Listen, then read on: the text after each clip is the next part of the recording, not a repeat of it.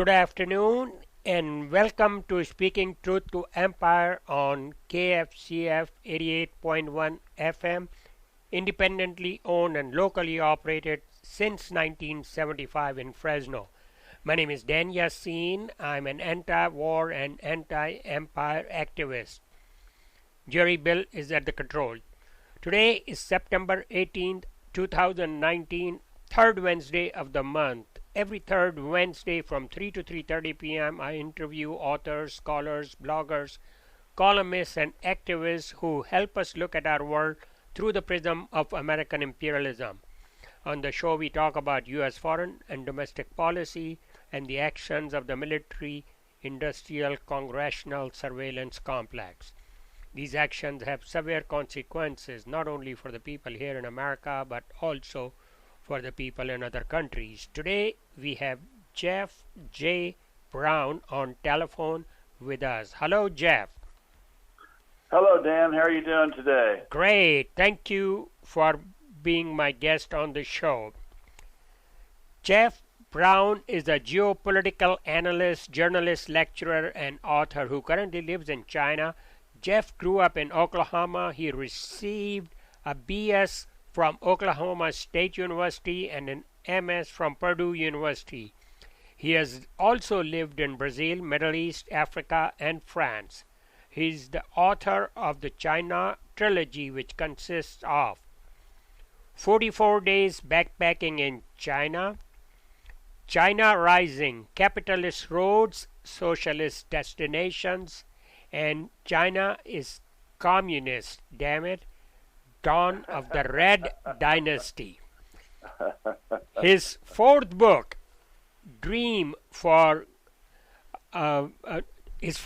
Faster Than a Speeding Bullet, The Chinese People's Unstoppable Socialist Dream for Global Leadership into the 22nd Century, will be released in December 2020. His website is www.chinarising.puntopress.com.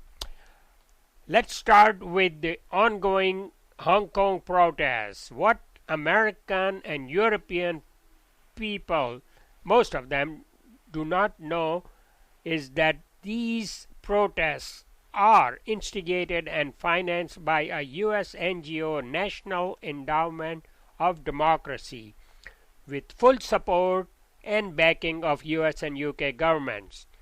Hong Kong, which suffered 156 years of colonial rule under British Crown, not a democratic rule. Now we are told that these are pro-democracy protests. Tell us, Jeff, what is going on in Hong Kong?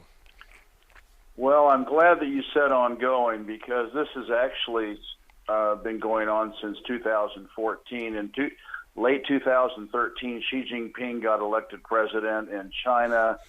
It was clear that he was not going to be a Boris Yeltsin, a Chinese Boris Yeltsin, and open China's wealth and prosperity and people to be exploited by the West. Also in 2014, the IMF came out and calculated that China had the biggest economy in the world in purchasing power parities and PPPs, and so this is how the West works when they have competition. When they can't compete on a level playing field, they resort to sanctions, sabotage, subterfuge, color revolutions, etc. So actually in 2014, they started as you mentioned, the National Endowment for Democracy, which is fully backed by the CIA. The CIA has over 1,000 people working at the CIA office in Hong Kong. The FBI has an office there. The U.S. has a consulate there. And so there's a formidable legal group of people from the United States, plus thousands of NGOs. Not just NED creates little NGOs to hire people to commit subterfuge and sabotage. So they started the Umbrella Revolution in 2014. It didn't. They get paid. I mean, everybody knew they get paid like 30 euros a day, to go out and protest. It fell flat on its face, and after about a year and a half, it died. Now we have the 70th anniversary of the founding of the People's Republic of China, a communist socialist country, on October 1st coming up. And China has just gone from strength to strength, and the U.S. is just absolutely apoplectic about the success of a non-capitalist country of such huge size on the world stage. And so they have now ginned up this newest color revolution. And now it is much more violent, much more desperate. They're destroying metro stations, blocking metro stations. They're closing the airport. They've caused hundreds of flights to be canceled. In August, there were almost 900,000 fewer visitors in 1 month coming into Hong Kong to wreck the economy.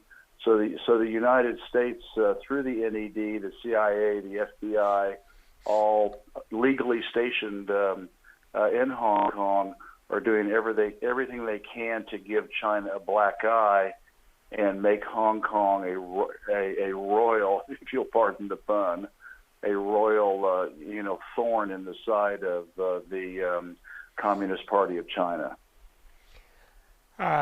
Jeff, let's move on to U.S.-China trade war. Trump fired the first shot in February 2018 when he imposed tariffs on solar panels and washing machines imports. He blamed China for stealing American jobs and intellectual property. Of course, that's hogwash. The real reason is what China has accomplished in last 15 years, which you alluded to in your answer. China not only caught up with the US, Japan, and European countries, but it leapfrogged in innovating new, better, and faster technologies. China is leading in cryptocurrency, artificial intelligence, robotics, quantum cryptography, and many other areas. In 5G, China is generations ahead of the US, Japan, and European countries. 5G embeds quantum cryptography, preventing US intelligence agencies from eavesdropping into world's communication. The US deep state, as you said in your answer, is in a panic mode. Ipso facto, a U.S.-China trade war.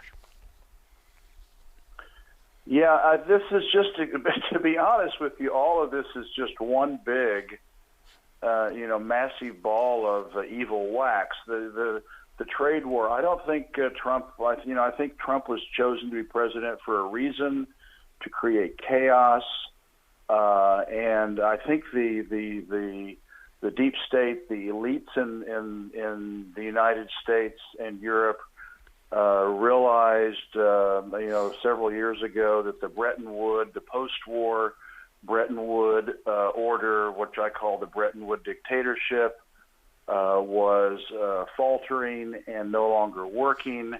Russia, Iran, China, Venezuela, Bolivia, and Cuba, and many other countries, North Korea, are totally independent of Western exploitation. And so I think they love Trump, and because he is creating total chaos and doing what he can to knock people back on their heels. And one of those ways is with the trade war. And so they have no answer. They cannot. The Western capitalism cannot compete on a level play. It never has been able to. I mean, this has been going on for centuries. unless Western capitalism can enslave, exploit, extract, invade, occupy,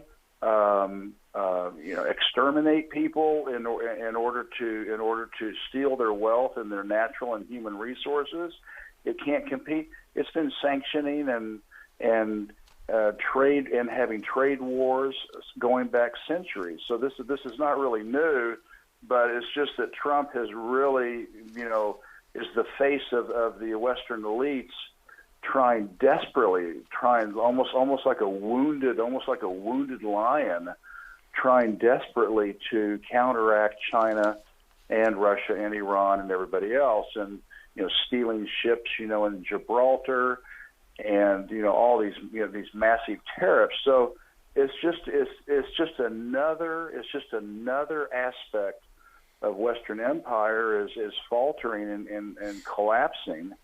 And this is the only riposte they have, is to try to punish China for its success. And it was not China that stole their jobs. It was the capitalist elites in the United States and Europe, in search of quarterly profits and huge payouts to the CEOs and the wealthy Class A stockholders, by shipping millions of jobs to China 30, 40 years ago for maximum profit. And so China, is organized. They're hardworking. They have a wonderful education system, and so their workers are good. They're competitive. They're efficient, and so the Western elites made a lot of money. The Western middle class is being gutted as a result, and now they're blaming China for it. You're listening to Speaking Truth to Empire on KFCF 88.1 FM, independently owned and locally operated since 1975 in Fresno. We are speaking with political analyst, journalist, lecturer, and author Jeff J. Brown. For the last 20 plus years, we have been hearing about rebuilding the crumbling U.S. infrastructure. But it has not happened for many reasons. We're not going to go into those reasons. While China has completed so many infrastructure projects in that time frame, and they are now embarking on a global infrastructure project, Belt and Road Initiative, or BRI. And if my last count is like over 160 countries in Asia, Europe, Africa, and the Americas have agreed to participate. Many people in the US and Europeans have no idea of the vastness of this project.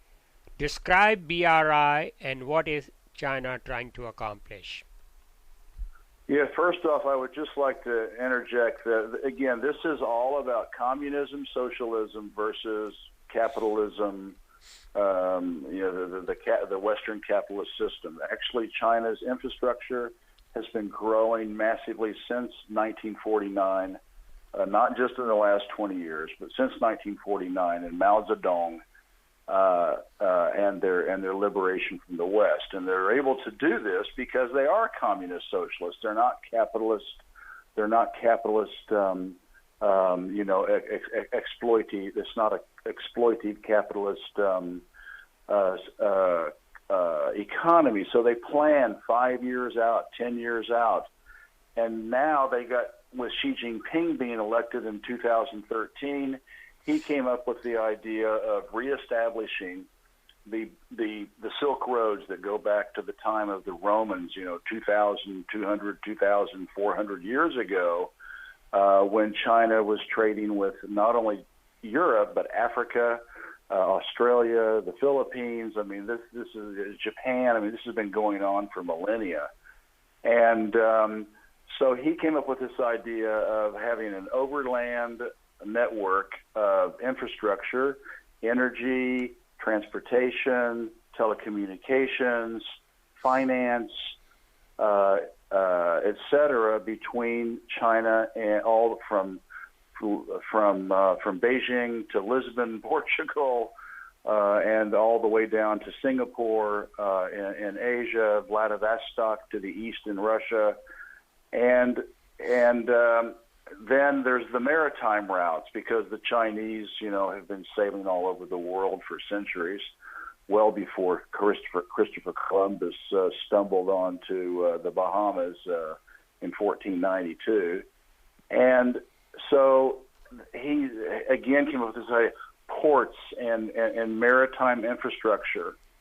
And with their communist socialist planning, their ability to plan out 5, 10 years, the response has been incredible. It's not just the BRI, but it's China to counteract the IMF and the World Bank, which is nothing but a bunch of private Western banking gangsters fleecing helpless, weaker countries. The Chinese came up with the Asia Infrastructure Investment Bank, the AIIB, lending billions of dollars to projects all over Asia and Africa to build train lines, hospitals, ports, 5G networks, telephone communications.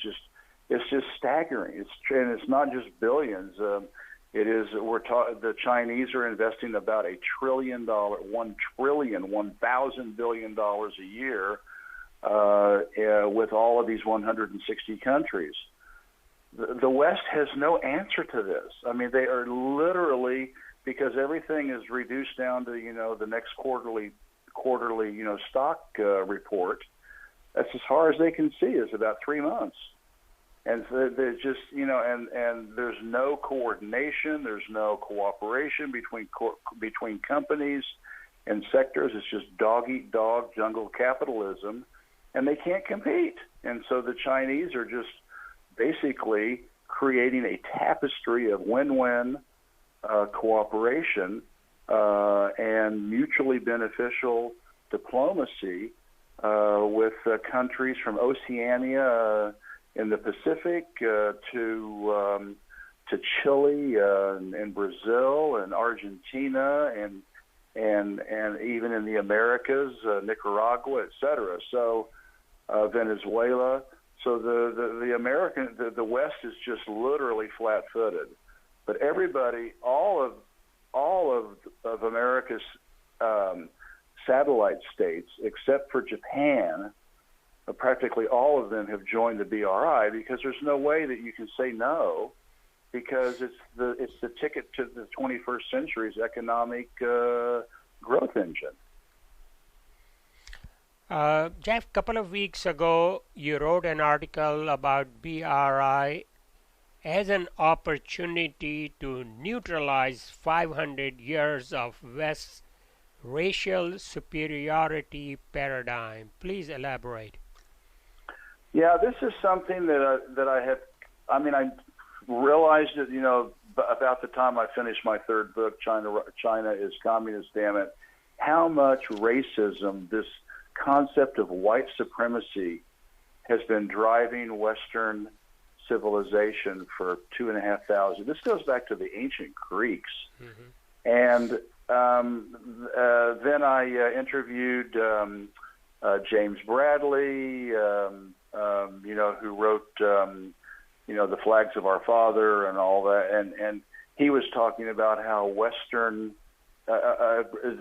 America's founding fathers were totally imbued with the Aryan myth of white supremacy. It wasn't Hitler. It was the entire Western European elites were completely convinced of their Aryan superiority and moving west and exterminating peoples to expropriate their land.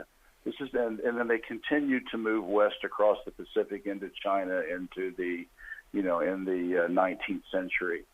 So this idea of Western supremacy is just such a huge facet of Western diplomacy.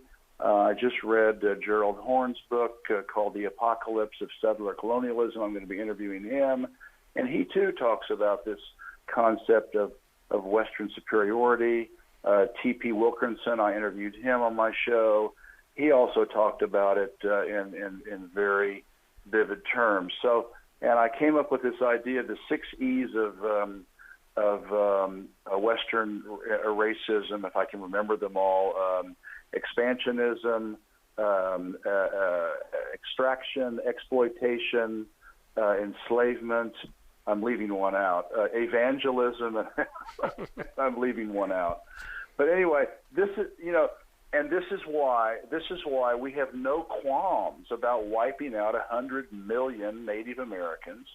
We have no qualms about addicting an entire country of 400, 500 million people to opium and morphine and later heroin in China. This is why we have no qualms about enslaving millions and millions of Africans to ship all over the Americas. This is who we are. We are in our DNA. We feel that we are racially, technologically, spiritually, and morally better than anybody else in the world, and this is why we feel like we have the divine right to, go to disperse across the planet Earth like a horde of locusts and devour everything in our sight, because we are a superior race, and everybody else is what I call the dreaded others. The dark-skinned, mainly Muslim, non-Christian people around the rest of the world, and you can see the results today. I mean, it's just the headlines are screaming white supremacy, but you really have to decode it and look at history going back to the times of the Greeks. Jeff, you wrote a few great articles comparing the Chinese and Western history, culture, and civilization. You mentioned some of those things in the previous answer, but in those articles you eloquently described how Western countries, which you already described, use violence in business and trade, while China does not. So maybe you would add that. And you also talked. Yeah. Well, I just you have to understand, China has been doing business with the rest of the world for 3,000 years, and they were so technologically superior to the West back in the 15th century, and they went to, depending on the evidence that they already went to the New World before Christopher Columbus is overwhelming. But even if you only accept the fact that they went to Africa, the Middle East, India, Indonesia, the Philippines, etc.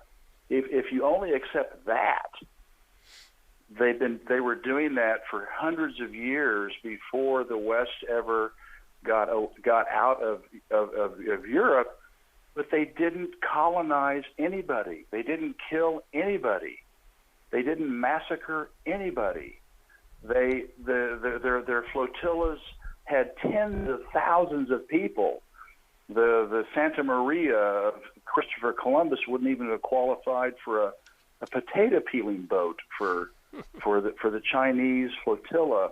The 32,000 people sailed. That was half the population of London in the 15th century.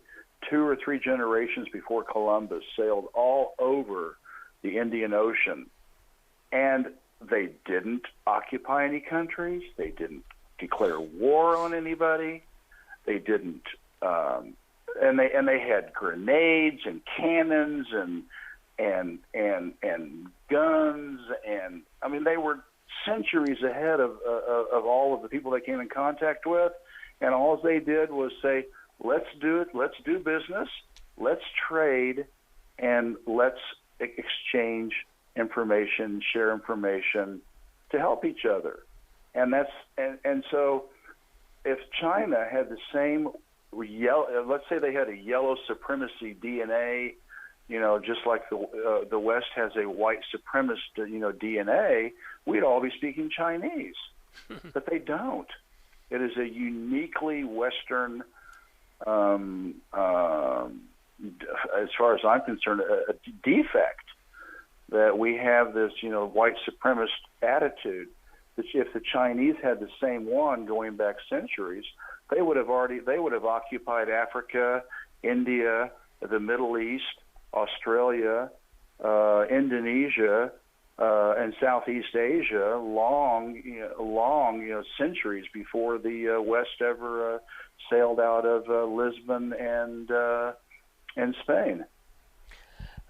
Jeff, with a couple of minutes we have, let me quickly give you some stats so that you can give people an idea the tremendous growth that has happened since Deng Xiaoping started the reform in 1978. So currently, or even in 2000, China filed for 0 patents. In 2050, China was issued 928,000 patents, 60% higher than US's 579,000. In 3 decades, China has moved 850 million people out of poverty. Of the world's 10 largest banks, 4 are Chinese and 3 are Americans. Top 20 tech companies, 9 are Chinese, 11 American. Everybody knows about top 5 US tech companies: Apple, Amazon, Google, Facebook, and Microsoft. But who has heard of Alibaba, Tencent, Baidu, JD.com, and Xiaomi? Just give us a minute or so of this tremendous growth that has occurred. Well, again, I have to go back and correct history. China's this amazing scientific and technological innovation growth has been going on since 1949. The reason they didn't have any patents before was because they were completely cut off and sanctioned and blockaded by the West. The Chinese refused to participate in the Western banking system, the Western patent system, etc.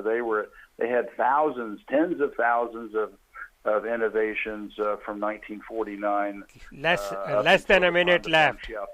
Less than a minute. So anyway, Deng Xiaoping took some tools of some market economy tools, put it on top of the communist socialist model from the Mao era, and the results we have today are quite spectacular. Thank you, Jeff. Thank you for being my guest. Until next time. Please send me the link. Thank you. I will. You have been listening Bye. You have been listening to Speaking Truth to Empire on KFCF 88.1 FM, independently owned and locally operated since 1975 in Fresno. We were speaking with Jeff J. Brown, a geopolitical analyst, journalist, lecturer, and author of the China Trilogy. Thank you for listening. I'll be back third Wednesday of next month. Goodbye.